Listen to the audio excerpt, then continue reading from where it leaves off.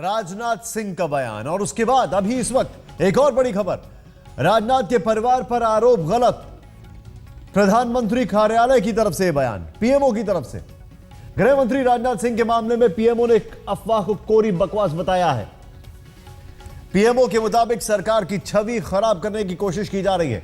PMO ने कहा कि राजनाथ के परिवार पर लगाए गए आरोप पूरी तरीके से गलत हैं, बेबुनियाद हैं।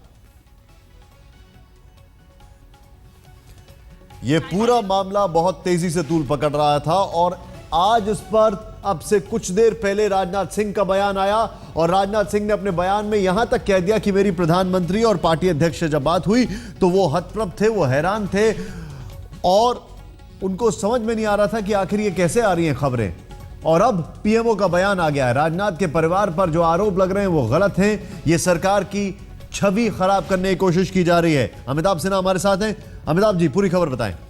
देखिए, दो चीजें साफ है। ये विवाद पिछले एक महीने से चला आ रहा था और लगातार ये र्यूमर मॉन्गरिंग जिसकी बात कर रहे हैं राजनाथ सिंह, वो तय था कि इससे पार्टी और सरकार की छवि को नुकसान हो रहा था। इसलिए आज राजनाथ सिंह को भी सामने आना पड़ा है और प्रधानमंत्री को खुद सामने आना पड़ा है। एक लिखित बयान जारी करके प्रधानमंत्री ने 3 बातें साफ तौर पर कही है कि ये बातें गलत इरादे से फैलाई जा रही हैं, इससे सरकार की छवि को नुकसान पहुंचाने का इरादा है। और तीसरी जो सबसे अहम बात है कि इन तमाम आरोपों का सिरे से खंडन किया है, क्योंकि मामला प्रधानमंत्री से सीधा जुड़ा था और आरोप ये लग रहे थे कि प्रधानमंत्री ने बुलाकर डांट फटकार लगाई है राजनाथ सिंह के बेटे को। तो तमाम अटकलों को आज प्रधानमंत्री कार्यालय के इस लिखित बयान ने शांत कर दिया है और कम से कम राजनाथ सिंह के इस बयान के बाद एक चीज तो साफ हो गई है कि कम से कम प्रधानमंत्री और राजनाथ सिंह के बीच जो तनातनी की बात चल रही थी वो गलत है। एक चीज यहां पर मैं जानना चाहूंगा आपसे, क्या यह पूरा बड़ा कोऑर्डिनेटेड नहीं है? पहले राजनाथ सिंह का बयान आया, अपने बयान में उन्होंने चर्चा की कि मैंने प्रधानमंत्री और पार्टी अध्यक्ष को यह बात बताई तो वो भी हैरान थे और वो ऐसे हैरान थे कि उनको लगा कि ये आखिर कैसे ये सब खबरें बाहर आ रही हैं। और उसके बाद थोड़ी देर के अंदर पीएमओ का बयान आता है। तो राजनाथ सिंह ने अपने बयान में ये साफ कर दिया था कि उनकी प्रधानमंत्री से बात हुई है और जाहिर तौर पर जब बातचीत होने के बाद ही ये बयानबाजी का दौर शुरू हुआ है, क्योंकि दोनों नेताओं का मालूम था कि इससे छवि को भी धक्का लग रहा है और राजनाथ सिंह जो गृह मंत्री हैं और सरकार में नंबर 2 माने जाते हैं, उनकी छवि को भी धक्का पहुंचा रही है बातें। पार्टी के कार्यकर्ताओं से लेकर तमाम लोगों के बीच ऐसी मैसेज का संदेश गलत जा रहा है। तो जाहिर तौर पर दोनों शीर्ष नेताओं ने इस मामले को रफा दफा करने के लिए ये बयान जारी किए हैं ताकि मामला यहीं ठंडा हो जाए और खत्म हो जाए। अमिताभ जी, बहुत बहुत शुक्रिया हमसे बातचीत करने के लिए। सीधे चलते हैं, अभी इस वक्त हमारे दर्शकों को यह दिखाना जरूरी हो जाता है, ये बयान अब से थोड़ी देर पहले आया है और फिर उसके बाद प्रधानमंत्री कार्यालय की तरफ से यह बयान भी आ गया है। राजनाथ सिंह ने क्या कहा था? अफवाहों पर राजनाथ की सफाई आपके सामने।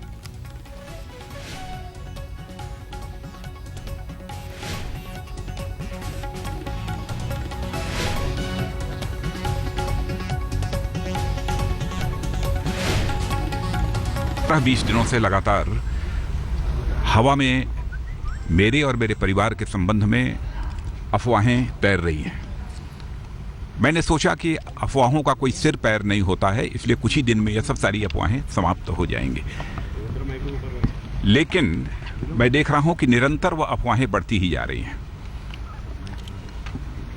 मैं देश की जनता को आश्वस्त करना चाहता हूं कि जिस दिन मेरे अथवा मेरे परिवार के किसी सदस्य के ऊपर कोई आरोप प्रथम दृष्टया भी सिद्ध हो जाएगा, उस दिन इस राजनीति को ठोकर मारकर मैं घर बैठ जाऊंगा। सर, कौन से तत्व हैं ऐसे जो बस तत्वों की तलाश सब खोजी पत्रकार। आपने शिकायत भी की जो इस तरह के र्यूमर्स उड़ रहे हैं आपके खिलाफ, जो साजिश? मैंने प्रधानमंत्री जी से भी बात की है। प्रधानमंत्री जी ने स्वयं मेरे समक्ष आश्चर्य व्यक्त किया है।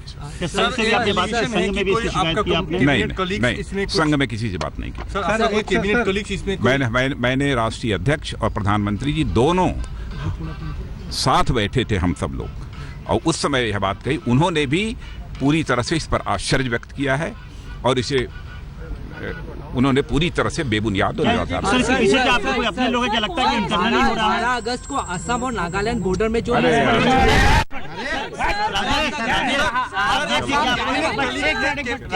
पॉलिटिकल राइवलरी मान रहे हैं, कौन है इसके पीछे? मैं आई हैव टू से नथिंग। बस इतना ही कहना चाहता हूँ। पुनः मैं अपनी बात को दोहराना चाहूंगा।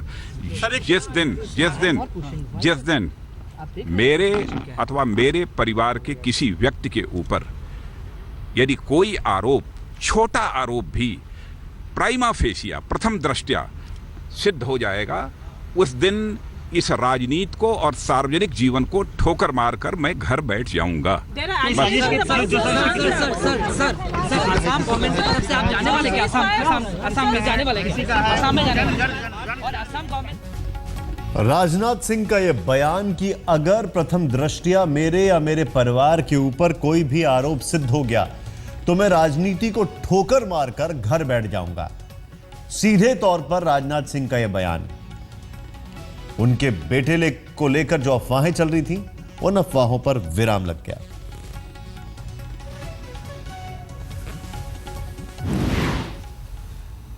यह समझना जरूरी है कि आखिर यह विवाद क्या है।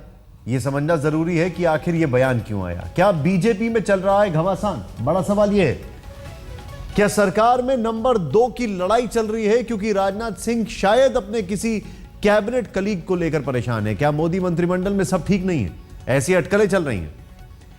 किसकी तरफ अफवाह फैलाने का इशारा था राजनाथ सिंह का?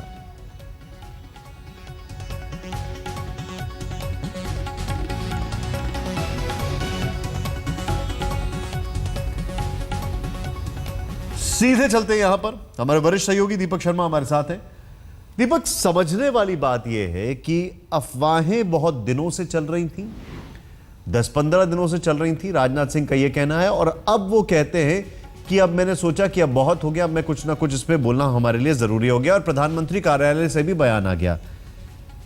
थोड़ी देर पहले जो आपने कहा था, क्या किसी कैबिनेट कलीग की ओर इशारा है? देखिए, अगर इसकी पृष्ठभूमि में हम जाते हैं निशान, तो जिस रात ब्रिक्स के सम्मेलन में शामिल होने के लिए नरेंद्र मोदी गए, उसी रात उन्होंने कैबिनेट सेक्रेटरी पर चिट्ठी लिखी जिसमें कहा कि मेरी अनुपस्थिति में सरकार में अगर कोई फैसला बड़ा लिया जाता है तो राजनाथ करेंगे। यानी राजनाथ आधिकारिक तौर पे उन्होंने नंबर 2 सरकार में घोषित कर दिया।